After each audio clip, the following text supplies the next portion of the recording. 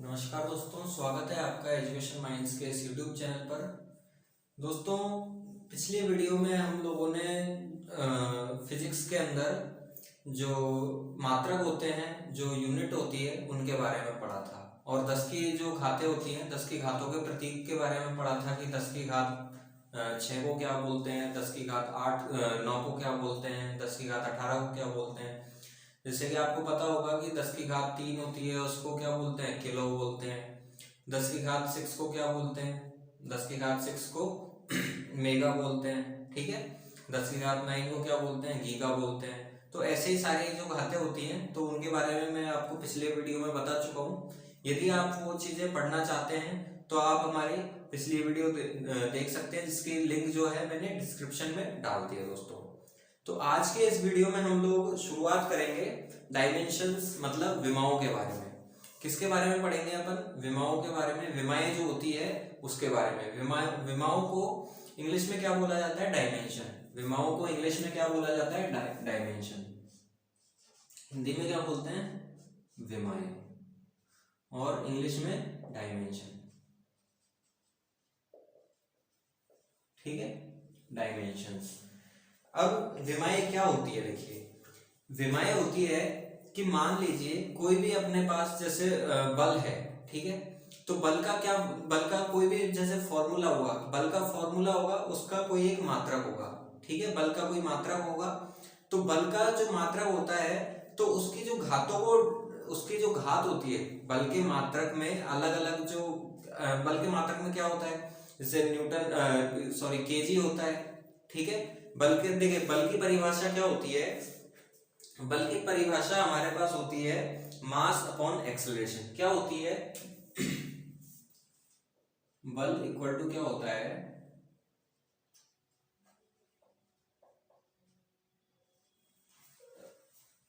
द्रव्यमान इंटू त्वरण। क्या होगा, द्रव्यमान इंटू त्वरण, मास इंटू, ठीक है, मास इंटू एक्सेलरेशन होगा। ठीक है, तो अब देखिए इसकी जो यूनिट है, इसकी जो क्या मात्रक है, वो कैसे निकालेंगे हम। मास का क्या होता है, केजी।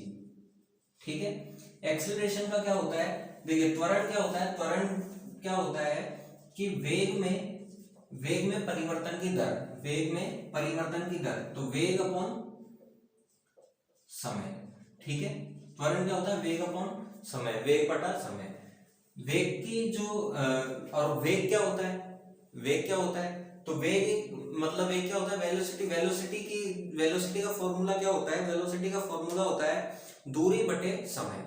ठीक है, दूरी बटे समय। किसी ऑब्जेक्ट द्वारा किसी निश्चित टाइम में जो दूरी तय की जाती है, किसी भी चाल से दूरी तय की जाती है, उसको क्या बोलते हैं, किसी भी वेलोसिटी से किसी भी चाल से दूरी तय की जाती है, उसको क्या बोलते हैं, वेग बोलते हैं। ठीक है, तो जो वेग का जो मात्रक होता है, ठीक है, तो वो क्या होता है, वेग की जो यूनिट या मात्रक होता है, वो क्या होता है, डिस्टेंस अपॉन टाइम। यही तो होता है, डिस्टेंस अपॉन टाइम। डिस्टेंस को किस में नापते हैं, मीटर में। ठीक है, डिस्टेंस को किस में नापते हैं, मीटर में, और टाइम को किस में नापते हैं, सेकंड में। ठीक है, डिस्टेंस को किस में नापते हैं, मीटर में, और टाइम को किस में नापते हैं, सेकंड में। तो ये तो अपने पास क्या हो गया, वेग हो गया। अब वेग की जगह पे ये रख देते हैं अपन, वेग की जगह पे ये रख दो, तो मीटर पर सेकंड अपॉन त्वरण का क्या होता है, वेग बटा समय होता है, तो वेग की जगह पे ये रख दिया, समय की जगह पे क्या रख दो, फिर से एस रख दो। तो त्वरण की क्या होती है, मीटर पर सेकंड स्क्वायर। त्वरण की क्या होती है, मीटर पर सेकंड स्क्वायर। ठीक है, तो यहाँ पे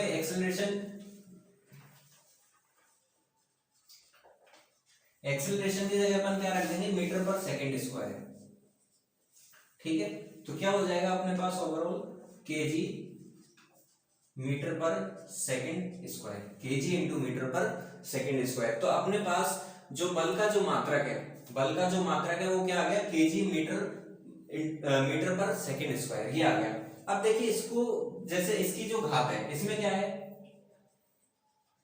केजी, ये किसके लिए आ रहा है, द्रव्यमान के लिए। केजी किसके लिए आ रहा है, द्रव्यमान के लिए। इसके मल्टीप्लाई में क्या आ रहा है, एम, मतलब मीटर। मीटर किसके लिए आ रहा है अपना, देखिए जैसे अपन इसको माने कि केजी किसके लिए आ रहा है, द्रव्यमान के लिए। मीटर किसके लिए आ रहा है आपका, मीटर किसके लिए आ रहा है, दूरी या लंबाई के लिए, सेकंड किसके लिए आ रहा है आपका, सेकंड किसके लिए आ रहा है, समय के लिए, सेकंड किसके लिए आ रहा है, समय के लिए आ रहा है। तो जो द्रव्यमान है, तो द्रव्यमान को क्या बोलते हैं, मास बोलते हैं। तो मास का ले लेते हैं m, दूरी को क्या बोलते हैं भाई, दूरी क्या होती है, दूरी या लंबाई क्या होती है, ये होती है लेंथ, ठीक है। तो लेंथ का l ले लेते हैं, समय, ठीक है, समय को क्या बोलते हैं, टाइम, तो टाइम का ले लेते हैं t। तो आप इससे समझ गए होंगे कि विमाई क्या काम आती है। तो विमाई क्या काम आती है, जो मात्रक जो होता है, मात्रक जो होता है, तो उसी से मतलब उसी को डिनोट, उसी को दर्शाने के लिए क्या काम में आती है, विमाई काम में आती है। मात्रक को किसी भी मान लो किसी भी इक्वेशन या किसी भी समीकरण के जो समीकरण का जो मात्रक होता है, तो उसको दर्शाने के लिए, घातों के रूप में दर्शाने के लिए क्या काम में आती है, विमाई काम में आती है। और विमाई किस फॉर्म में लिखी जाती है, MLT, मतलब द्रव्यमान, लंबाई और समय के फॉर्म में लिखी जाती है, ठीक है। तो द्रव्यमान का m, दूरी या लंबाई के लिए क्या लेंगे L, और समय के लिए T। अब देखिए इसमें कैसे निकालेंगे अपन, इसकी विमा कैसे निकालेंगे। अब देखिए जो द्रव्यमान है kg है, तो kg पे कोई भी घात नहीं है, ठीक, कोई भी पावर नहीं है, तो kg की पावर कोई भी नहीं है, तो kg की पावर क्या होगी अपने पास, kg की पावर क्या हो जाएगी अपने पास, 1 हो जाएगी भाई। कोई भी पावर नहीं है तो मतलब kg की पावर 1 हो जाएगी, मीटर, ठीक है। ये दूरी है या लंबाई है, तो मीटर की पावर अपने पास कुछ भी नहीं है, तो मीटर की पावर भी क्या हो जाएगी अपने पास, मीटर की पावर भी 1 हो जाएगी, मीटर की पावर भी 1 हो जाएगी। अब देखिए सेकंड स्क्वायर, अभी सेकंड क्या बटे में है भाई, सेकंड क्या है, मीटर पर सेकंड स्क्वायर, मतलब सेकंड क्या दे रखा है, बटे में दे रखा है आपको। तो अब बटे में है, तो ये आपको मैंने बताया था पिछली बार कि कोई भी चीज यदि बटे में है, कोई भी चीज यदि बटे में है नीचे, और अगर वो ऊपर जाएगी, कोई भी चीज यदि नीचे बटे में है वो ऊपर जाएगी, तो जो उसके ऊपर घात लगी हुई है तो वो माइनस में हो जाएगी, ठीक है। क्या हो जाएगी, वो घात जो है वो माइनस में हो जाएगी। तो यहाँ पे क्या है, एस जो है तो वो क्या है, सेकंड है, सेकंड किसको डिनोट कर रहा है, टाइम को ही तो डिनोट कर रहा है। तो एस की पावर कितनी है, 2 है, ठीक है, 2 है, लेकिन बटे के नीचे है, तो बटे के ऊपर जाएगी तो क्या हो जाएगी, एस की पावर -2, मतलब टी की पावर -2। तो ओवरऑल अपन देखें तो जो बल की जो विमाएं है, जो बल की जो विमाएं है, तो क्या हो जाएगी, MLT-2, क्या हो जाएगी, MLT-2, या फिर ऐसे लिख सकते हैं M1L1T-2, ठीक है। m की पावर 1, l की पावर 1 और t की पावर -2। तो ये क्या हो गई, ये बल की विमा हो गई, ठीक है, बल की विमा हो गई। तो ऐसे ही आप आसानी से भाई, ऐसे जैसे अब मैंने सॉल्व किया ना, ऐसे ही आप आसानी से बल की या त्वरण की किसी भी चीज की आपको विमा निकालनी है तो आप आसानी से निकाल सकते हैं। तो विमा निकालने का क्या तरीका होता है, विमा निकालने का तरीका होता है कि यदि आपके पास मात्रक है, यदि आपको मात्रक गिवन है, ठीक है, यदि आपको मात्रक गिवन है तो आप आराम से विमा निकाल सकते हैं, आराम से विमाएं निकाल सकते हैं। यदि आपके पास विमाएं गिवन है, यदि आपके पास विमाएं गिवन है, तो आप क्या निकाल सकते हैं, उससे उसका मात्रक निकाल सकते हैं। अब देखिए अपन ने जो मात्रक है तो उससे तो विमा निकालना सीख लिया भाई, मात्रक से विमा तो निकालना सीख लिया, लेकिन अपन विमा से मात्रक निकालना सीखते हैं। तो इसमें देखते हैं आगे,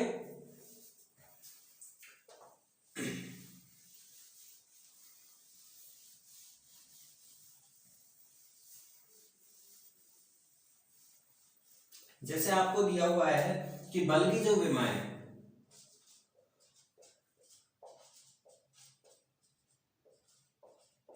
वो क्या दी हुई है, बल की विमा दी हुई है अपने पास M1L1T-2, ये दी हुई है, ठीक है। इससे अपने को क्या निकालना है, मात्रक निकालना है, ठीक है, मात्रक निकालना है अपने को। तो मात्रक अपन कैसे निकालेंगे, देखिए मात्रक कैसे निकालेंगे, m किसके लिए आ रहा है भाई, m मास के लिए आ रहा है, मतलब द्रव्यमान के लिए आ रहा है। और द्रव्यमान को किसमें नापेंगे, द्रव्यमान को किसमें नापा जाता है, द्रव्यमान को भाई एसआई पद्धति में द्रव्यमान को किसमें नापा जाता है, केजी में। तो केजी की पावर 1, ठीक है भाई, m की पावर 1 मतलब केजी की पावर 1, ठीक है। अब 1 को कुछ नहीं लिखेंगे, पावर 1 है तो कुछ नहीं लिखेंगे उसको।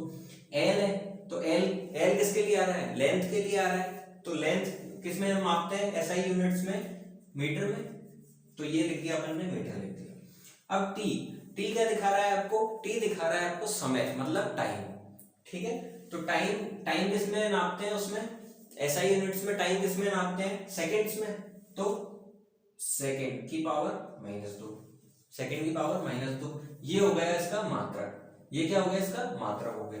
यदि अपने को भाई एक तो ये हो गया, इसको अपन ये भी लिख सकते हैं KG metre per second square. अब ये देखिए जो माइनस में है, जो माइनस में है तो इसमें तो मल्टीप्लाई हो रहा है, लेकिन अपन अगर इसको नीचे लेके जाए तो माइनस की जो पावर 2 है वो क्या हो जाएगी, प्लस की हो जाएगी अगर ये नीचे जाएगी। तो इसको ऐसे भी लिख सकते हैं KG metre per second square, या लिख सकते हैं केजी मीटर इनटू सेकंड की पावर -2। ठीक है। तो ये आपने क्या सीख लिया कि विमा से क्या निकालना, विमा से मात्रक निकालना और मात्रक से विमा निकालना। ठीक है। तो विमाओं से तो आराम से अपन मात्रक निकाल सकते हैं, यदि अपने पास विमाएं गिवन है तो अपन मात्रक निकाल सकते हैं। यदि अपने पास मात्रक गिवन है, ठीक है, किसी भी फॉर्मूले का यदि अपने पास मात्रक गिवन है तो अपन उससे क्या निकाल सकते हैं, आराम से विमाएं निकाल सकते हैं। ठीक है। तो अपन ऐसे ही और जो थोड़े समीकरण है, फॉर्मूला इक्वेशन है, जैसे त्वरण की हुई, संवेग की हुई, आवेग की हुई, तो इन सारी चीजों की अपन विमाएं निकाल के देखते हैं और समझते हैं इसमें आगे।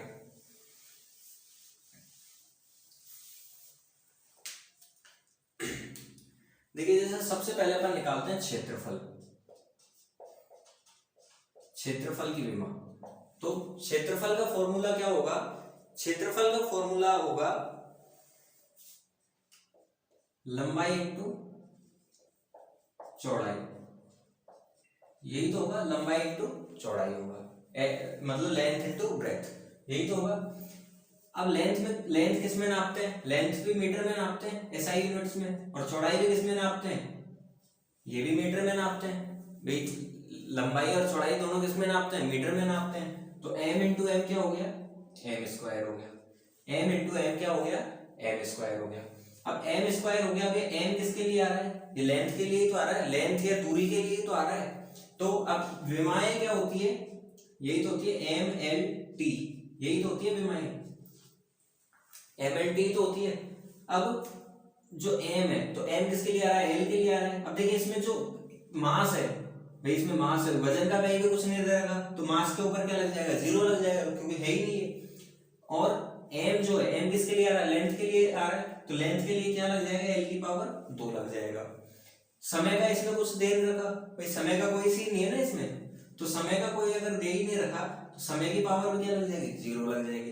अब आपको मालूम होगा, यदि आप मैथ्स के स्टूडेंट हो तो आपको मालूम होगा कि किसी भी चीज की यदि पावर 0 हो, किसी भी चीज की यदि पावर 0 हो तो क्या हो जाती है, वो चीज 1 हो जाती है। ठीक है। तो यहाँ पे क्या हो जाएगी, ये 1 हो जाएगा और ये भी 1 हो जाएगा, m भी 1 हो जाएगा और t भी 1 हो जाएगा। ठीक है। तो 1 को अपन लिखेंगे नहीं, तो इसकी डायरेक्ट विमा क्या हो जाएगी, एल स्क्वायर, इसकी विमा क्या हो जाएगी, एल स्क्वायर हो जाएगी। यदि आप इसको करना चाहो m0 l2 l की पावर l स्क्वायर और t की पावर 0, ये करना चाहो तो ये भी सही है और ये भी सही है। यदि आपको ऑप्शन में, अगर 4 ऑप्शन में अगर ये दिखाई दे तो ये भी सही है, अगर 4 ऑप्शन में ये दिखाई दे रहा है आपको तो ये भी सही है। ठीक है। तो ऐसे यदि आपको और चीजों के यदि फॉर्मूले मालूम है तो आप आराम से इसको जो विमाएं हैं उनको आराम से निकाल सकते हैं। यदि अपन इसमें देखें, जैसे अपने को निकालनी है, मान लो आयतन की विमा, क्या निकालनी है, आयतन की विमा निकालनी है। तो आयतन का फॉर्मूला क्या होगा,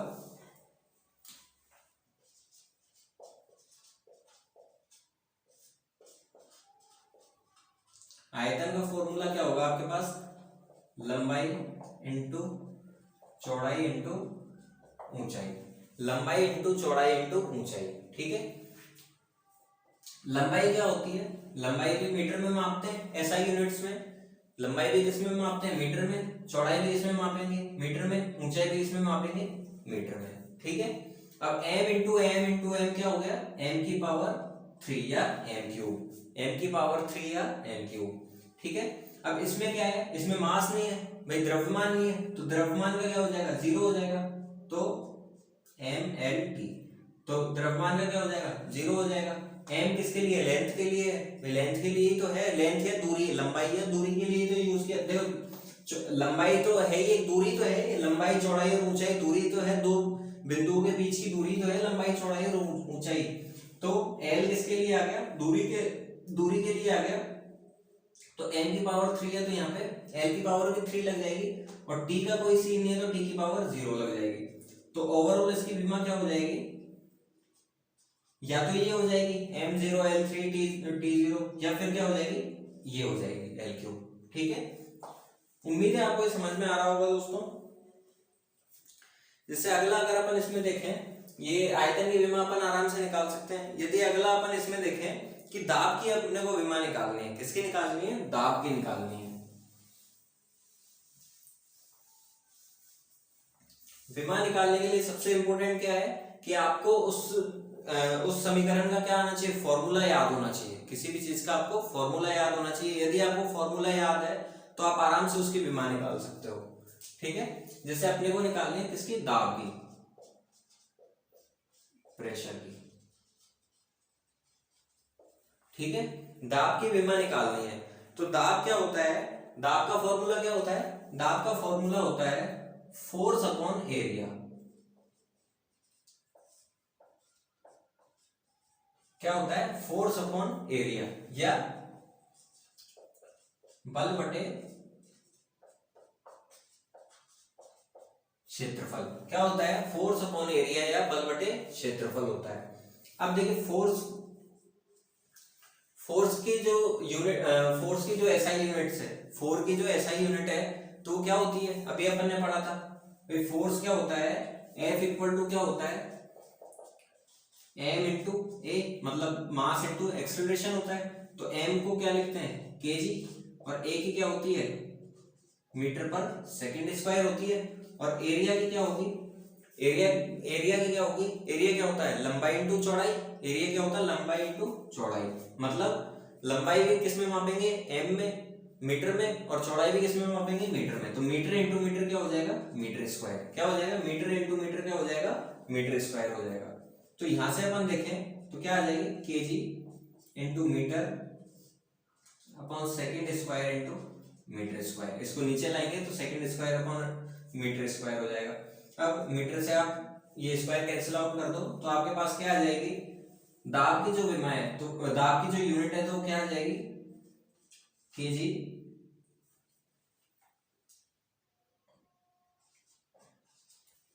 एस की पावर -2 और एम की पावर -1 क्या आ जाएगी, इसको बीच में लिख देते हैं। देखो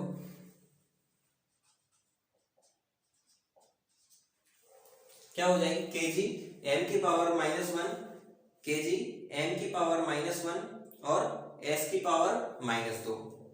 ठीक है, तो इसकी यदि अपने को विमा निकालनी है, इसकी अपने को विमा निकालनी है तो विमा कैसे निकलेगी, देखो केजी किसके लिए है, केजी किसके लिए आ रहा है, किसके लिए आ रहा है, केजी मास के लिए आ रहा है। केजी किसके लिए आ रहा है, मास के लिए आ रहा है। ठीक है, केजी मास के लिए आ रहा है। मीटर किसके लिए आ रहा है, यहाँ पे मीटर आ रहा है लेंथ या दूरी के लिए। केजी किसके लिए आ रहा है, मास के लिए। ठीक है, मीटर किसके लिए आ रहा है, लेंथ या दूरी या लंबाई के लिए। एस किसके लिए आ रहा है, सेकंड किसके लिए आ रहा है, टाइम के लिए। अब देखिए केजी मतलब एम के लिए, मास के लिए, तो मास की जो घात है या पावर है वो कितनी हो जाएगी, तो केजी की पावर है। तो केजी की पावर कुछ भी नहीं है, मतलब केजी की पावर 1 हो गई। ठीक है, तो यहाँ एम की पावर भी 1 हो गई। अब देखिए मीटर किसके लिए आ रहा है, लेंथ के लिए, तो मीटर की पावर क्या है, -1, तो एल की पावर भी -1 हो गई। एस सेकंड किसके लिए आ रहा है, टाइम के लिए, तो सेकंड की पावर क्या है, -2, तो टी की पावर भी क्या होगी, -2। तो जो दाब की जो विमा है, जो प्रेशर की जो विमा है, तो क्या हो जाएगी, m1 l - 1 t - 2, m1 l - 1 t - 2 ये हो गई। तो ऐसे ही आपको यदि फॉर्मूला याद है, ठीक है, फॉर्मूला याद है तो उससे आप क्या निकालोगे, फॉर्मूले से आप क्या निकालोगे, उसका मात्रक निकालोगे, और मात्रक से क्या निकाल सकते हैं अपन, आसानी से विमाएं उसकी निकाल सकते हैं। ठीक है दोस्तों, अब आगे चलते हैं अपन, और आगे इसमें कुछ अपन गति के समीकरण पढ़ते हैं। ठीक है, क्या पढ़ेंगे, गति के बारे में पढ़ेंगे, गति या मोशन के बारे में। ठीक है, और ये पढ़ने से पहले सबसे पहले अपन गति की जो अलग अलग परिभाषाएं हैं, गति की परिभाषाएं हैं, या गति में जो भी टर्म्स यूज होती हैं, जो भी टर्म्स यूज होती हैं, तो उनके बारे में हम पढ़ेंगे कि भाई त्वरण क्या होता है, वेग क्या होता है, ठीक है, विरामावस्था या रेस्ट क्या होता है। ठीक है, वो सारी चीजें अपन इसमें पढ़ेंगे सबसे पहले। तो गति क्या देखिए, इस टॉपिक डाल देता हूँ, हेडिंग डाल देता हूँ मैं, मोशन।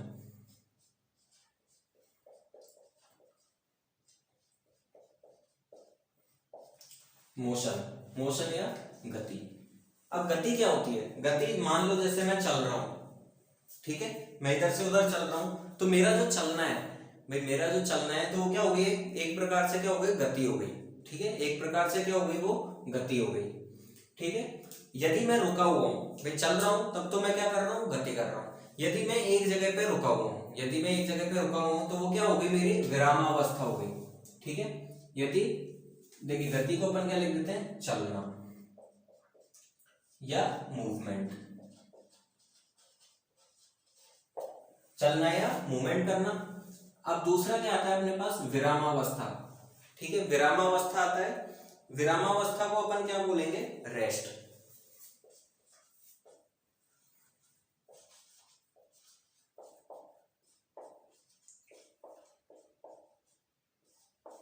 ठीक है, तो रेस्ट विराम क्या होता है, एक जगह पे स्थिर रहना, ठीक है, एक जगह पे स्थिर रहना, ठीक है। स्थिर रहना मतलब नो मूवमेंट,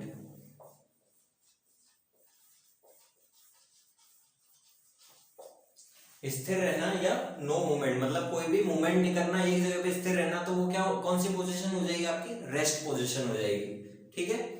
यदि अपन मान लो एक पॉइंट से, जैसे मान लो ये कोई पॉइंट है, ठीक है, ये कोई पॉइंट है, यदि अपन इस पॉइंट से और यहाँ पे कोई पॉइंट है, ठीक है, पॉइंट नंबर 1 और पॉइंट नंबर 2 यहाँ है, यदि अपन यहाँ से और यहाँ तक अगर जाते हैं चल के, यहाँ से और यहाँ तक यदि चल के जाते हैं, तो ये चल के जाने में जो तय किया गया जो ये रास्ता है, ये जो तय किया गया जो रास्ता है यहाँ से यहाँ तक का, तो ये क्या हो जाएगी, इसकी क्या हो जाएगी, डिस्टेंस, क्या हो जाएगी, डिस्टेंस या दूरी हो जाएगी, डिस्टेंस या दूरी हो जाएगी, ठीक है दोस्तों, डिस्टेंस या ये दूरी हो जाएगी। और दूसरी बात क्या लेंगे इसमें, चाल।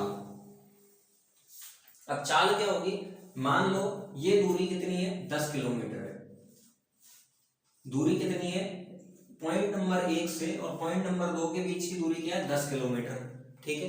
और अपने को इस दूरी को तय करने में, मान लो दूरी को तय करने में कितने घंटे लग रहे हैं, 10 घंटे लग रहे हैं, दूरी को तय करने में कितना टाइम लग रहा है, 10 घंटे लग रहे हैं। तो इसकी चाल कितनी हो जाएगी, चाल कितनी हो जाएगी, तो चाल कितनी हो जाएगी इसकी,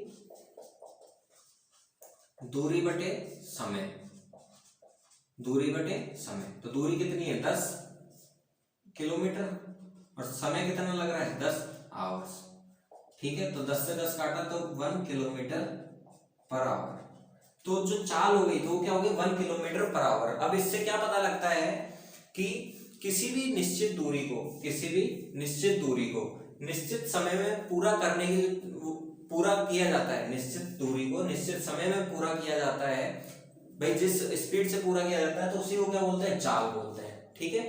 मतलब किसी भी दूरी को, किसी भी दूरी में लगने वाला जो समय होता है भाई, दूरी में लगने वाला जो समय है उसको अगर उससे अगर डिवाइड करते हैं तो अपने पास क्या आ जाती है, अपने पास चाल आ जाती है, ठीक है दोस्तों। इसका मतलब क्या हो जाएगा, इसका अगर अपन देखें, इसको सेंटेंस में बनाए तो क्या हो जाएगा, कोई भी वस्तु या ऑब्जेक्ट, कोई भी वस्तु, ऑब्जेक्ट या सिस्टम इकाई समय में मतलब यूनिट समय में जितनी दूरी तय करती है, यूनिट समय में जितनी दूरी तय करती है, तो उसे उसकी क्या बोला जाता है, चाल बोला जाता है, ठीक है। क्या बोला जाता है उसे, उसकी चाल बोला जाता है। इसके बाद अपन क्या पढ़ेंगे, वेलोसिटी। अब देखिए ये तो हो गई चाल, अब वेलोसिटी पढ़ते हैं। तो वेलोसिटी क्या हो जाएगी आपके पास, वेलोसिटी को क्या बोलते हैं, वेग। वेलोसिटी क्या हो जाएगी, देखिए चाल जो होती है, तो चाल तो मतलब कहीं भी, जैसे मान लो ये दूरी है, ठीक है, यहां से यहां तक है, तो इसमें भी चल, मतलब इसमें भी नापी जा सकती है चाल, ठीक है। मतलब चाल जो होती है तो उसकी कोई निश्चित दिशा नहीं होती, चाल की कोई निश्चित दिशा नहीं होती। मतलब चाल एक क्या है, अदिश राशि है, जैसा कि हमने इसके फर्स्ट वीडियो में पढ़ा था कि चाल क्या है, चाल अदिश राशि है और जो वेग है, वेलोसिटी है, तो वो क्या है, सदिश राशि है। अब अदिश राशि है तो अदिश राशि में क्या नहीं होती, अदिश राशि में दिशा नहीं होती, केवल क्या होता है, परिमाण होता है। अदिश राशि में क्या होता है, दिशा नहीं होती, परिमाण होता है। लेकिन सदिश में क्या होता है, दिशा और परिमाण दोनों होते हैं। तो जो चाल और वेलोसिटी में, चाल और वेलोसिटी या वेग में क्या अंतर हो गया कि चाल तो इकाई समय में चली जाने वाली जो दूरी होती है वो उसकी चाल होती है, ठीक है, ये तो हो गई चाल की परिभाषा। लेकिन वेलोसिटी या वेग क्या होता है कि इकाई समय में चली जाने वाली दूरी, इकाई समय में चली जाने वाली दूरी। लेकिन कंडीशन क्या है, एक निश्चित दिशा में इकाई समय में चली जाने वाली दूरी, मतलब इसको ऐसे ही बोल सकते हैं, इकाई समय में एक निश्चित दिशा में चली जाने वाली दूरी, उसको क्या बोलते हैं, उसका वेग बोलते हैं। किसी भी वस्तु द्वारा इकाई समय में निश्चित दिशा में चली जाने वाली दूरी, उस वस्तु का क्या कहा जाता है, वेग कहा जाता है उसे, ठीक है। और इसमें चाल में क्या होगी, दिशा नहीं होगी, चाल में क्या होगी, दिशा नहीं होगी, ठीक है। वेग में क्या होगी, दिशा होगी। तो इन दोनों में अंतर क्या हो गया, चाल में दिशा नहीं होती, केवल क्या होता है, परिमाण होता है। वेग में क्या होता है, दिशा और परिमाण दोनों मौजूद होते हैं, ठीक है। इसमें क्या नहीं होती, दिशा नहीं होती, परिमाण होता है। और वेलोसिटी में क्या दिशा भी होती है और परिमाण भी होता है, ठीक है। दिशा भी होती है और परिमाण भी होता है। आगे देखते हैं इसमें विस्थापन। अब देखिए विस्थापन देखते हैं, विस्थापन क्या होता है।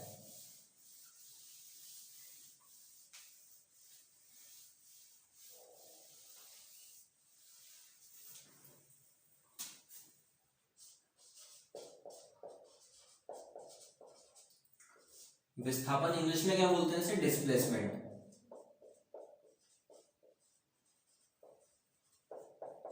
क्या बोलते हैं, विस्थापन को क्या बोलते हैं, डिस्प्लेसमेंट बोलते हैं। अब देखिए विस्थापन, एक होता है दूरी अपन ने पढ़ लिया, डिस्टेंस। अब देखिए जैसे मान लीजिए ये कोई कण है, ठीक है, और ये भी कोई, मतलब दो पॉइंट मान लो इसको, ठीक है, ये कोई पॉइंट है और ये भी कोई पॉइंट है, पॉइंट ए पॉइंट बी, ठीक है।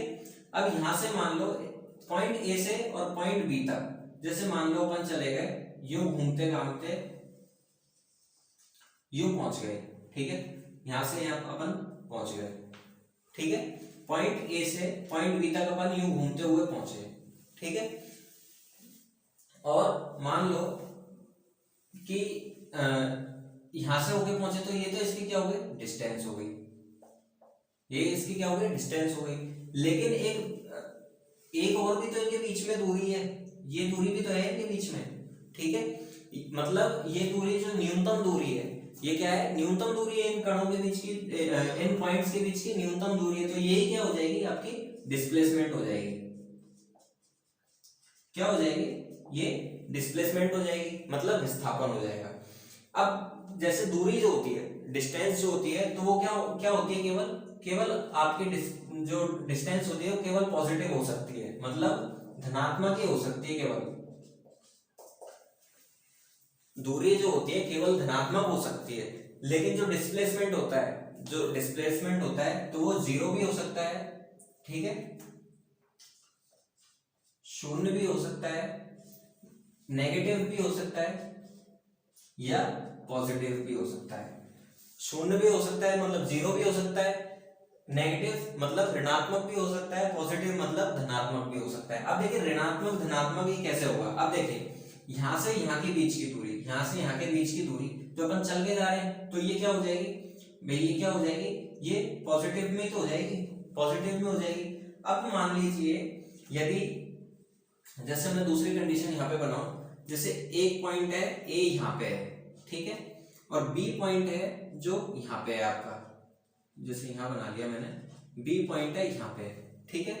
अब मान लीजिए कि कोई भी जो कण है, कोई यहाँ से चलता है, ठीक है, यहाँ से कोई आदमी चलता है, ए से कोई आदमी चलता है, ठीक है। चलते हुए यदि वो ऐसे पहुंच के और यहाँ पहुंच जाता है, ठीक है, चलते हुए यहाँ से यहाँ पहुंच जाता है। या इसको अपन ऐसे भी देख सकते हैं,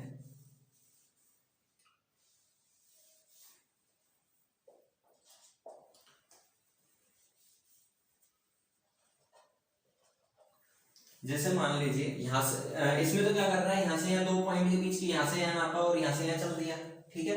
इसमें अपन क्या करते हैं कि कोई व्यक्ति यहां से चला, ठीक है, यहां से चला वो और यहाँ पे पहुंच गया, यहां से चल के यहाँ पे पहुंच गया, तो ये तो क्या हो गई, इसकी डिस्टेंस हो गई, ये क्या हो गई, इसकी डिस्टेंस हो गई, केवल पॉजिटिव हो सकती है, ठीक है।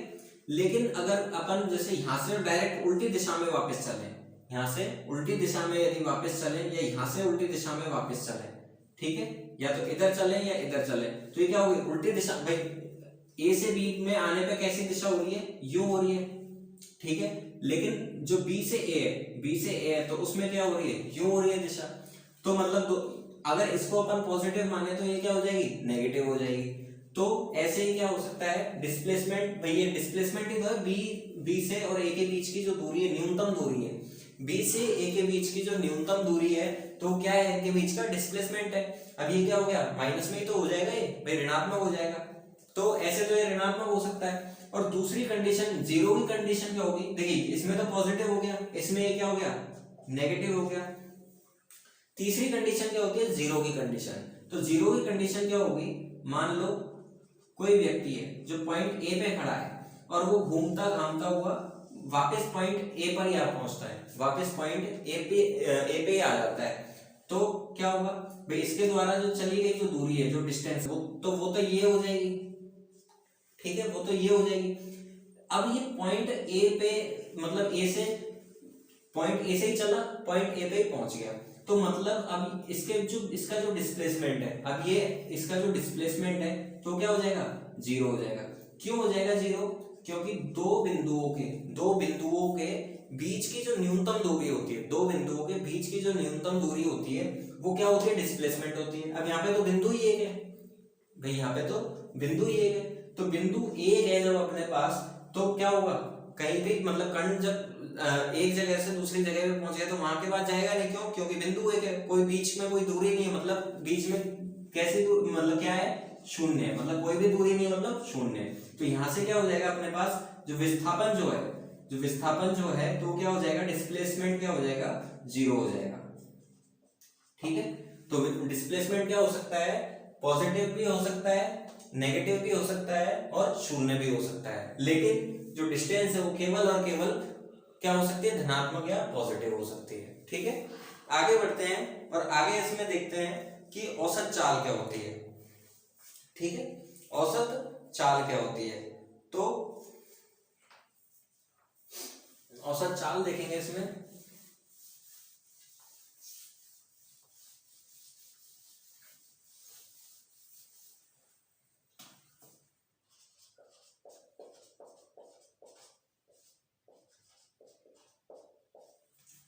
औसत चाल या एवरेज स्पीड, औसत चाल या एवरेज स्पीड।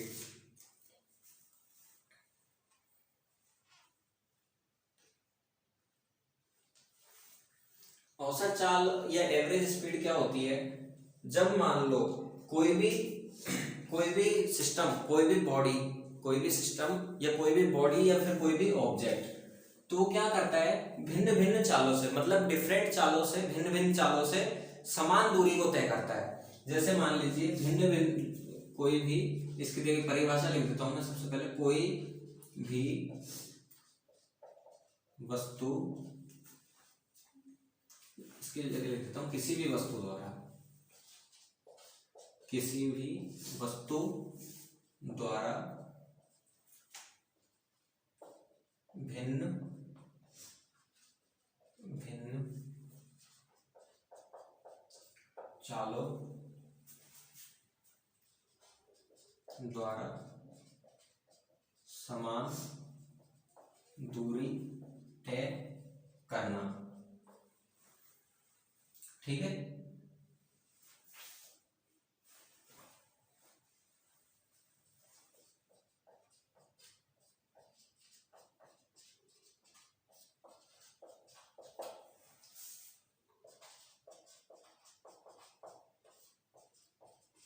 क्या क्या दिया हुआ है, किसी भी वस्तु द्वारा भिन्न भिन्न चालों द्वारा समान दूरी तय करना क्या होता है, उसकी औसत चाल होती है। ठीक है, इसको कैसे समझेंगे, मान लीजिए कि कोई दूरी अपने को क्या दे रखी है, डिस्टेंस अपने को क्या दे रखी है, डिस्टेंस अपने को दे रखी है 10 किलोमीटर, क्या दे रखी है 10 किलोमीटर।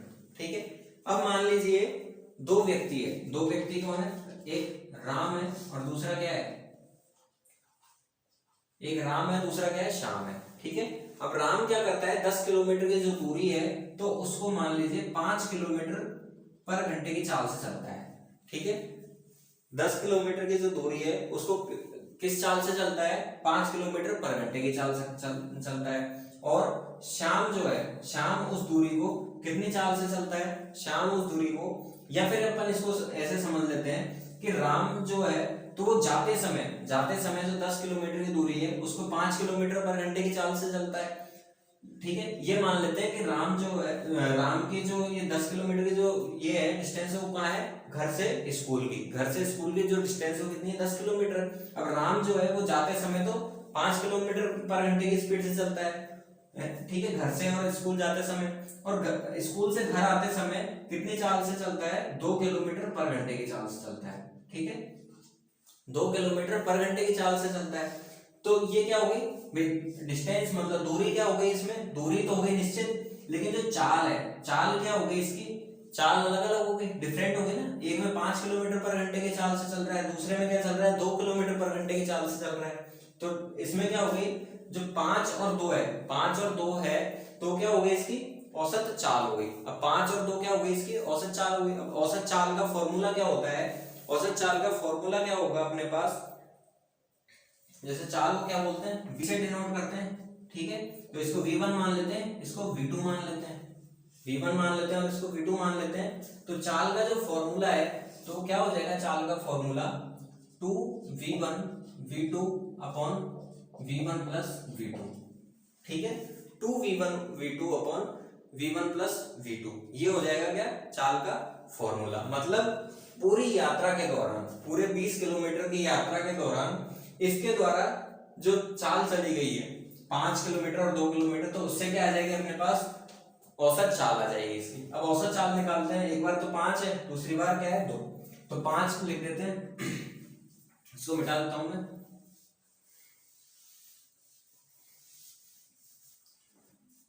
v2 v1 अपन ने मान रखा है 5, v2 मान लिया अपन ने 2, और v1 और v1 प्लस v2 क्या हो गया, 5 और 2 7, तो 5 दूनी 10 दूनी 20 बटे 7। तो इसकी राम की जो औसत चाल है वो कितनी होगी, 20/7 किलोमीटर पर घंटे, क्या हो गई 20/7 किलोमीटर पर घंटे हो गई इसकी चाल। ठीक है, तो ये आ गई आपके पास औसत चाल। तो औसत चाल का फॉर्मूला क्या होता है, 2v1 v2 upon v1 plus v2, ये होता है औसत चाल का फॉर्मूला। ठीक है दोस्तों, आगे अपन नेक्स्ट जो डेफिनेशन है वो किसकी पढ़ेंगे, नेक्स्ट पढ़ते हैं अपन एक्सेलरेशन या त्वरण।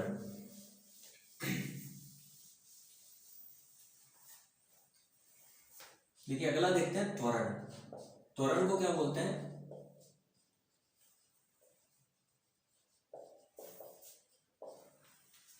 त्वरण को क्या बोलते हैं, एक्सेलरेशन। ठीक है, क्या बोलते हैं, एक्सेलरेशन। अब त्वरण क्या होता है, त्वरण क्या होता है, त्वरण की परिभाषा जैसे कि मैं पहले बता चुका हूं इसी वीडियो में कि त्वरण क्या होता है, वेग में परिवर्तन की दर इकाई समय में, देखिए इसमें ये जोड़ देते हैं, इकाई समय में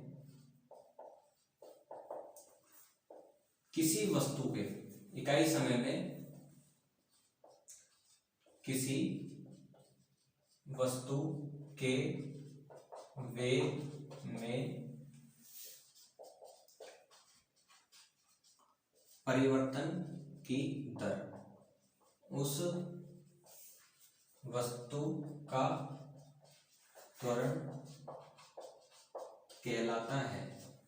ठीक है, इकाई समय में किसी वस्तु के वेग में परिवर्तन की दर उस वस्तु का क्या कहलाता है, त्वरण कहलाता है। ठीक है, इकाई समय में होने वाला जो परिवर्तन होता है किसी भी वस्तु के वेग में, तो उसे क्या बोलते हैं अपन, त्वरण कहते हैं। ठीक है, त्वरण का जो मात्रक होता है, त्वरण का जो मात्रक होता है वो क्या होता है, मीटर पर सेकंड स्क्वायर होता है, मीटर पर सेकंड स्क्वायर होता है त्वरण का मात्रक।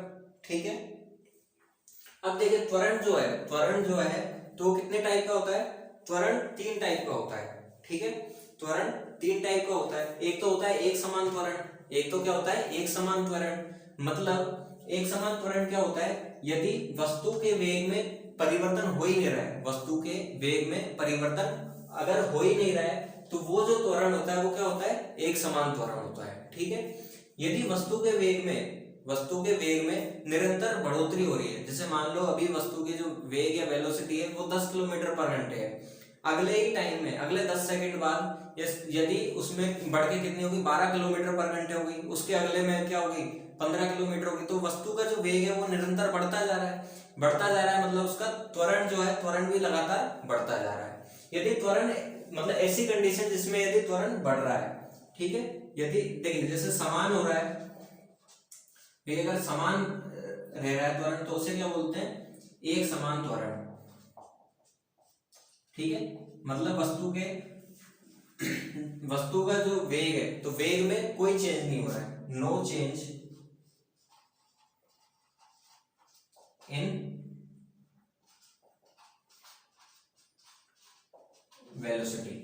मतलब वेलोसिटी में अगर वेलोसिटी या वेग में कोई भी अगर चेंज नहीं हो रहा है, कोई भी बदलाव नहीं हो रहा है, तो वैसी कंडीशन क्या कहलाएगी अपने पास, एक समान त्वरण कहलाएगी। ठीक है, यदि मान लो वेग अगर बढ़ रहा है, ठीक है, बढ़ना,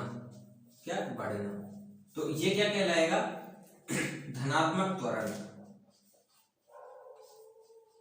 क्या कहलाएगा, धनात्मक त्वरण या पॉजिटिव एक्सेलरेशन, धनात्मक त्वरण या पॉजिटिव एक्सेलरेशन। कौन सी कंडीशन होगी ये, when velocity is increasing with time। समय के साथ यदि वस्तु का वेग बढ़ रहा है, तो कैसी कंडीशन कहलाएगी, धनात्मक त्वरण वाली कंडीशन कहलाएगी। ठीक है, यदि समय के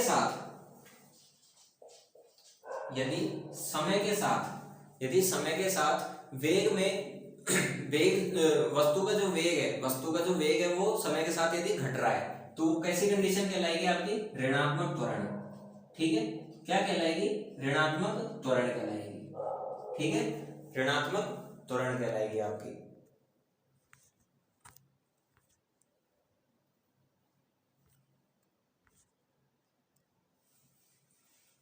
क्या कहलाएगी आपकी, ऋणात्मक त्वरण कहलाएगी। ऋणात्मक त्वरण वाली कौन सी कंडीशन हो गई, when velocity is decreasing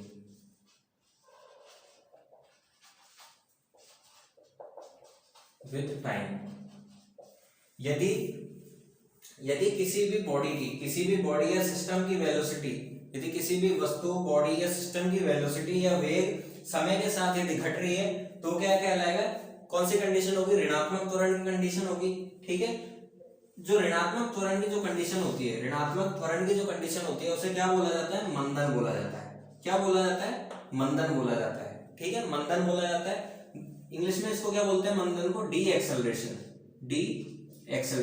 देखिए एक्सेलरेशन के आगे अपन क्या लगा देते हैं, डी लगा देते हैं। ठीक है, डी, तो क्या हो जाएगा, डी एक्सेलरेशन। मंदन को क्या बोला जाता है, डी एक्सेलरेशन बोला जाता है। मंदन क्या होता है, समय के साथ यदि किसी भी वस्तु का वेग घट रहा है, ठीक है, समय के साथ यदि किसी भी वस्तु का वेग घट रहा है, तो क्या हो जाएगी, ऋणात्मक त्वरण वाली कंडीशन हो जाएगी। और ऋणात्मक त्वरण को क्या बोलते हैं, मंदन बोला जाता है। ठीक है, ऋणात्मक त्वरण को क्या बोला जाता है, मंदन बोला जाता है, मंदन या डी एक्सेलरेशन बोला जाता है। ठीक है दोस्तों, आगे हम देखते हैं इसमें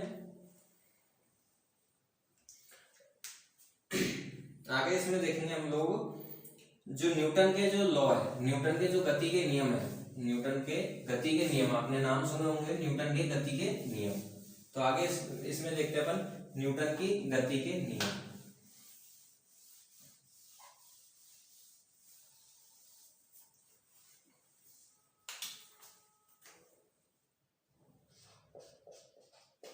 गति के नियम, ठीक है, गति के नियम। गति के नियम मतलब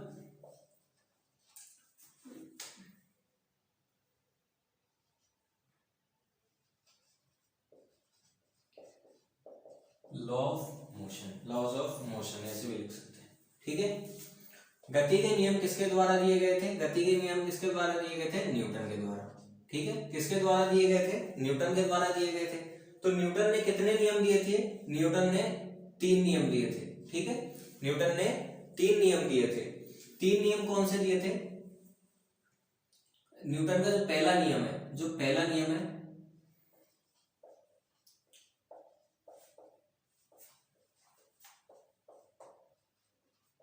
न्यूटन का जो पहला नियम है उसे क्या बोला जाता है? गति का पहला नियम भी बोला जाता है। न्यूटन का जो पहला नियम है गति का, उसे क्या बोला जाता है? गति का पहला नियम भी बोला जाता है। और दूसरे शब्दों में से क्या बोला जाता है?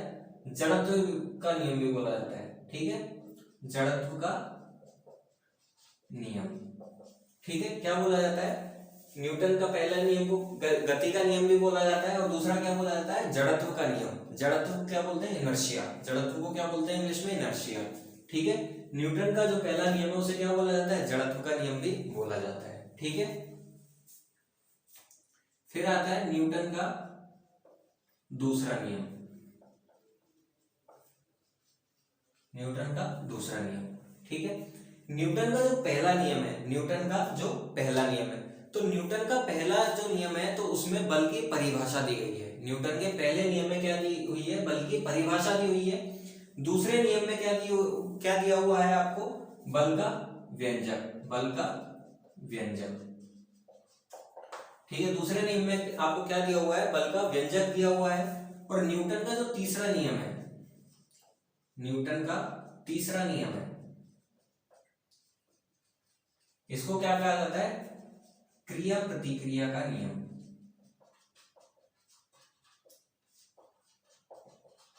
क्रिया प्रतिक्रिया का नियम या एक्शन रिएक्शन फोर्स,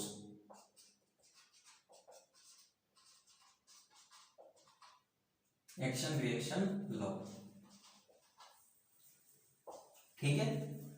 न्यूटन के गति के तीसरे नियम को क्या कहा जाता है? क्रिया प्रतिक्रिया का नियम कहा जाता है, एक्शन रिएक्शन लॉ भी कहा जाता है, ठीक है। अब ये जो 3 नियम है तो इनको अपन डिटेल में पढ़ते हैं। ये आपको एग्जाम की दृष्टि से बहुत महत्वपूर्ण चीजें हैं। न्यूटन की गति का पहला नियम, दूसरा नियम और तीसरा नियम, ठीक है। इनमें अलग अलग कंडीशंस होती है जो कि एग्जाम में पूछी जाती है। जैसे आपको पूछ लेगा कि जड़त्व बल का व्यंजक, बल का व्यंजक न्यूटन के किस नियम में दिया गया है? बल का व्यंजक न्यूटन के किस नियम में दिया गया है? तो कौन से में दिया हुआ है?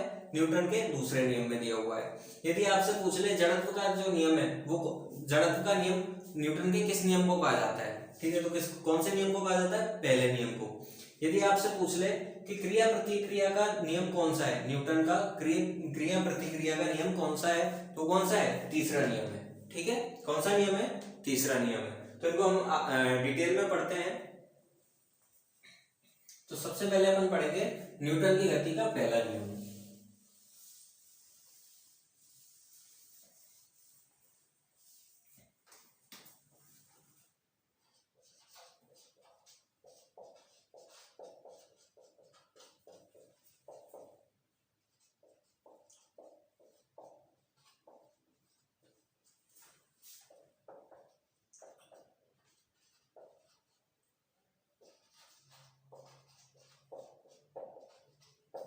First law of motion, first law of motion. तो जो न्यूटन का जो पहला गति का जो पहला नियम है तो उसमें क्या दिया हुआ है? उसमें सबसे बेसिक चीज दी हुई है। क्या दिया हुआ है? देखो मैं आपको आसान भाषा में समझा देता हूँ कि न्यूटन के जो पहले नियम है तो उसमें यह दे रखा है कि कोई भी चीज यदि रुकी हुई है, कोई भी चीज यदि रुकी हुई है और जब तक अपन उसमें कोई फोर्स नहीं लगाए, कोई बल नहीं लगाए, ठीक है, कोई भी चीज यदि रुकी हुई है और जब तक अपन उसमें कोई फोर्स या बल नहीं लगाए तब तक वो चीज क्या नहीं करेगी? जब तक वो चीज क्या मूवमेंट नहीं करेगी। क्या नहीं करेगी? मूवमेंट नहीं करेगी, मतलब इधर से उधर वो हिलेगी नहीं, ठीक है।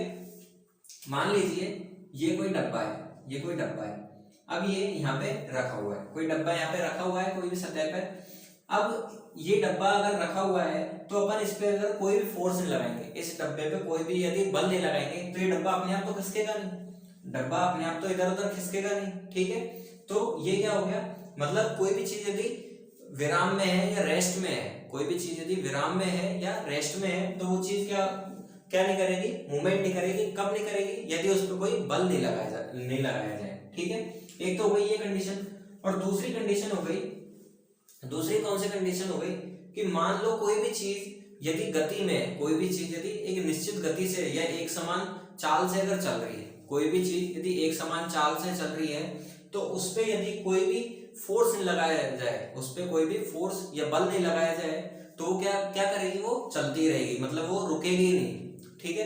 अब मान लीजिए कोई बॉल है, कोई भी बॉल है, ठीक है। यदि वो बॉल लुढ़क रही है जमीन में, जमीन पे वो बॉल लुढ़क रही है, यदि उस पे कोई भी फोर्स नहीं लगे जमीन द्वारा, कोई देखिए बॉल पे जमीन द्वारा कौन सा फोर्स लगेगा, फ्रिक्शन फोर्स लगेगा या घर्षण बल लगेगा, ठीक है, फ्रिक्शन या घर्षण बल, ठीक है।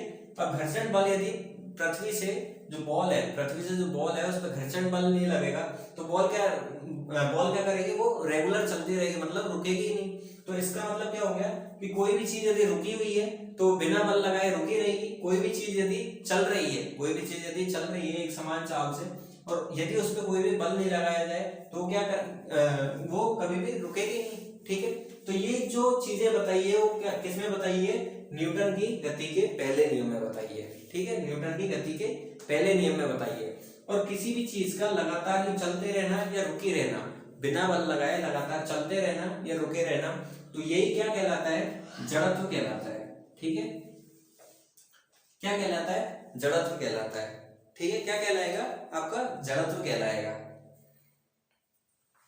क्यों कहलाएगा जड़त्व, जड़त्व किसे कहते हैं कि किसी भी वस्तु के प्रारंभिक अवस्था में, किसी भी वस्तु के यदि प्रारंभिक अवस्था में परिवर्तन नहीं होता है, किसी भी वस्तु की प्रारंभिक अवस्था में यदि परिवर्तन नहीं होता है तो उसे क्या बोलते हैं, जड़त्व की कंडीशन बोलते हैं, ठीक है। क्या बोलते हैं, जड़त्व की कंडीशन बोलते हैं, ठीक है। तो इसीलिए इसको क्या बोला जाता है, जड़त्व का नियम भी बोला जाता है। पहला जो न्यूटन की गति का जो पहला नियम है उसे क्या बोला जाता है, जड़त्व का नियम भी बोला जाता है, ठीक है। अब मान लीजिए, जैसे अब इसके एग्जांपल सबसे इंपॉर्टेंट है भाई, एग्जांपल क्या कैसे आएंगे आपके इसमें, एग्जाम्पल कौन से आएंगे इसमें। जैसे मान लीजिए आपको एग्जाम्पल दे दिया कि कोई भी ट्रेन है, आप कभी ट्रेन में गए होंगे, ट्रेन का नहीं अपन बस का एग्जाम्पल देते हैं, ठीक है। तो अपन बस में जब जाते हैं तो मान लो बस में अपन बैठे हुए हैं, ठीक है। बस में यदि अपन बैठे हुए हैं, बस में यदि अपन बैठे हुए हैं और बस यदि खड़ी हुई है एक जगह पे, रुकी हुई है, ठीक, बस में अपन बैठे हुए हैं और बस एक जगह पे रुकी हुई यदि है, ठीक है, तो अपन आराम से बैठे रहेंगे। लेकिन यदि वो एकदम झटके से यदि आगे बढ़े, एकदम झटके से, जैसे मैं यूं बैठा हुआ हूं और बस रुकी हुई है, लेकिन एकदम से अगर झटके से बस आगे बढ़े तो अपन क्या करते हैं, एकदम पीछे की ओर झुकते हैं। क्या करते हैं अपन, जैसे बस अगर इधर चलेगी तो अपन एकदम पीछे की ओर झुकेंगे, अपन क्या करेंगे, एकदम पीछे की ओर झुकेंगे, मतलब अपनी बॉडी जो है, बॉडी क्या स्थिर हो गई ना अपनी, भाई स्थिर हो गई। लेकिन बस क्या हो गई, बस एकदम गतिशील हो गई, ठीक है। तो अपनी बॉडी क्या हो जाएगी, पीछे रह जाएगी, बॉडी क्या होगी, एकदम पीछे की तरफ झटका खाएगी, जबकि बस आगे जा रही है, ठीक है। तो मतलब ये बॉडी क्या है, ये जो भी बॉडी है इसमें वो क्या क्या चाहती है, यहाँ पे विराम अवस्था में रहना, ठीक है, विराम अवस्था में रहना चाह रही है, तभी तो ये पीछे झटका खाती है, ठीक है। अपन अगर आराम से बस में बैठे हुए हैं और बस भी खड़ी हुई है तो कोई दिक्कत नहीं होगी, लेकिन बस एकदम अगर झटके से आगे की ओर बढ़े तो अपनी बॉडी पीछे की ओर धक्का खाती है, ठीक है। तो ये एक ये वाला एग्जांपल हो गया न्यूटन की गति के पहले नियम में। दूसरा एग्जांपल क्या होगा, यदि मान लो बस एक निश्चित चाल से चल रही है, ठीक है, बस एक निश्चित चाल से चल रही है, ठीक है, या स्पीड से चल रही है और अपन उसमें बैठे हुए हैं, जैसे मान लो ये कोई बस है, इसमें अपन बैठे हुए हैं, ठीक है। अब बस इस दिशा में चल रही है आराम से, इस दिशा में आराम से चल रही है, लेकिन चलते चलते यदि वो एकदम ब्रेक लगा दे, यदि बस एकदम ब्रेक लगा दे तो अपन क्या करते हैं, आगे की तरफ झुकते हैं, भाई एकदम आगे की तरफ झुकते हैं ना अपन, तो आगे की तरफ बस के जो चाल है तो उसकी दिशा में तो झुकेंगे अपन, चाल की, बस की जो चाल है, बस जिस भी दिशा में चल रही है तो उसी दिशा में तो अपन झुकते हैं, ठीक है। तो ये जो झुकना होता है वो किस कारण झुकते हैं अपन? भाई अपनी बॉडी क्या होती है, अब मोशन में होती है, अपनी बॉडी क्या होती है, मोशन में होती है, ठीक है। मोशन में जब होगी तो ये क्या होगी भाई, ये इसकी जड़त्व की कंडीशन ही तो होगी, इसकी प्रारंभिक अवस्था क्या हो गई, मोशन में हो गई। अब एकदम बस ने क्या किया, एकदम से ब्रेक लगाया, बस एकदम रुक गई, लेकिन बॉडी क्या रहेगी, फ्री मोशन में रहेगी, बॉडी फिर भी क्या रहेगी, थोड़ी देर मोशन में रहेगी। तो मोशन में रहने के कारण ये बॉडी आगे की तरफ झटका खाती है, ठीक है। यदि बस रुकी हुई है, अचानक से चल दे तो अपन क्या करते हैं, पीछे की ओर झटका खाते हैं। यदि बस चल रही है और अचानक से रुक जाए तो अपन क्या करते हैं, झट से आगे की तरफ क्या करते हैं, झटका खाते हैं। दो एग्जांपल तो ये हो गए। तीसरा एग्जांपल अपन इसमें लेते हैं, जैसे तीसरा इसमें एग्जांपल आता है कि जो कंबल होता है, यदि आपके पास घर में कोई गंदा कंबल पड़ा है तो उसको एकदम डंडे से पीटने पर, कंबल को डंडे से पीटने पर कंबल तो क्या होगा, जैसे अपन ने डंडे से पीटा, जैसे मैं आपको एग्जांपल लेके दिखाता हूं। जैसे मान लो ये कोई कंबल है, ठीक है। अब मैंने इसको मान लो डंडे से पीटा यूं, ठीक है, डंडे से यूं पीटा तो ये तो पीछे हट गया, लेकिन जो धूल के कण है कंबल में तो क्या होंगे भाई, ये तो पीछे हट गया, लेकिन धूल के कण तो यूं ही रहेंगे ना इसमें, भाई एकदम झटका मार रहा हूं तो धूल के कण यहीं रह जाएंगे बाहर और कंबल पीछे हट जाएगा। तो डंडा मारने से जो कंबल है तो उसमें से क्या होते हैं, धूल के कण निकलकर बाहर आ जाते हैं, ठीक है। तो वो भी किस नियम के अंतर्गत होता है, न्यूटन की गति के पहले नियम के अंतर्गत होता है। तो ये सारी चीजें क्या, इनमें जो कौन सी कंडीशन लग रही है, जड़त्व का नियम लग रहा है इसमें, ठीक है।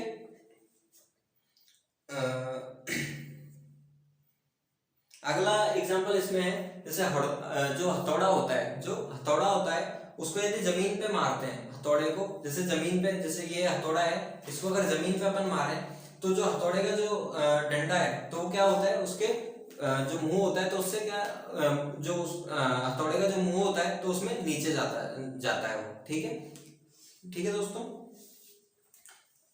अगला एग्जांपल क्या होगा, जैसे मान लो पानी का कोई गिलास रखा है, ठीक है। पानी के गिलास के ऊपर कोई भी पोस्ट कार्ड रखा हुआ है, पानी जैसे ऑफिस में होता है ना, पानी के गिलास के ऊपर कोई रखा रहता है पोस्ट कार्ड टाइप का गोल सा, ठीक है, तो उसे क्या बोलते हैं, पोस्ट कार्ड बोलते हैं, ठीक है। ये गिलास में पानी भरा हुआ है, पोस्ट कार्ड के ऊपर क्या रखा हुआ है, कोई भी सिक्का रखा हुआ है, पोस्ट कार्ड के ऊपर क्या रखा है, कोई भी सिक्का रखा हुआ है। अब मान लो मैं यदि पोस्ट कार्ड को झटके से खींच लूं, अगर खींच लूं तो सिक्का क्या होगा, सिक्का पानी में गिर जाएगा। पोस्ट कार्ड को यदि मैं झटके से खींच लूं तो जो सिक्का है वो क्या होगा, सिक्का अचानक से पानी में गिर जाएगा, ठीक है। तो ये किस कारण गिरा है कि सिक्का जो है, सिक्का अपनी प्रारंभिक स्थिति में रहना चाहता है, तो इसलिए वो एक ही जगह पे रहा, लेकिन अपन ने क्या हुआ, पोस्ट कार्ड को खींच लिया और सिक्का पानी में गिर गया। तो ये किस नियम के अंतर्गत, किस नियम में आता है, न्यूटन की गति के पहले नियम में आता है, ठीक है। अगला आता है इसमें कि कोई भी पेड़ की टहनियां हैं तो उनको हिलाने से, पेड़ की टहनियों को हिलाने से उनके ऊपर जो लगे हुए जो फल है तो वो आसानी से गिर के नीचे आ जाते हैं। क्यों आ जाते हैं, देखिए जैसे मान लो पेड़ पे ये टहनियां लगी हुई है, यहाँ पे फल लगे हुए हैं मान लो, ठीक है। अब ये फल क्या है, स्थिर है एक जगह पे, फल क्या है, स्थिर है, लेकिन यदि अपन इस टहनी को इधर उधर हिलाएंगे तो क्या होगा, जो ये फल जो है तो वो तो क्या रहेंगे, अपनी स्थिर अवस्था में, मतलब प्रारंभिक अवस्था में रहेंगे, लेकिन टहनी क्या हो रही है, हिल रही है। तो जैसे ही मान लो ये फल यहाँ पे लटक रहा है, ठीक है, यहाँ पे लटक रहा है, अपन ने टहनी हिलाई, एक बार इधर हिलाई, तो फल तो यहीं रहेगा, लेकिन टहनी इधर आ गई तो फल टूट के जमीन पे गिर जाएगा, क्या होगा, जमीन पे गिर जाएगा। तो ये किसके अंदर आ रहा है, न्यूटन की गति के पहले नियम के अंदर आ रहा है, ठीक है दोस्तों। ऐसे होता है न्यूटन की गति का दूसरा लॉ और तीसरा लॉ। तो आज के इस वीडियो में हम न्यूटन की गति का पहला नियम पढ़ेंगे और उम्मीद है आपको ये अच्छे से समझ में आ गया होगा। अगला जो वीडियो हमारा आएगा उसमें मैं आपको न्यूटन की गति का दूसरा नियम, ठीक है, दूसरा नियम और न्यूटन की गति का तीसरा नियम और उसके आगे भी पढ़ाऊंगा मैं, ठीक है दोस्तों। यदि आपको ये वीडियो अच्छा लगा हो, यदि अच्छा लगा है तो आप क्या करो, इसको लाइक करो और अपने ऐसे दोस्तों के साथ शेयर करो जिनका साइंस बैकग्राउंड थोड़ा कमजोर है और वो कंपटीशन की तैयारी कर रहे हैं, ठीक है दोस्तों। तो आप इसको ज्यादा से ज्यादा शेयर करें और चैनल को सब्सक्राइब करें।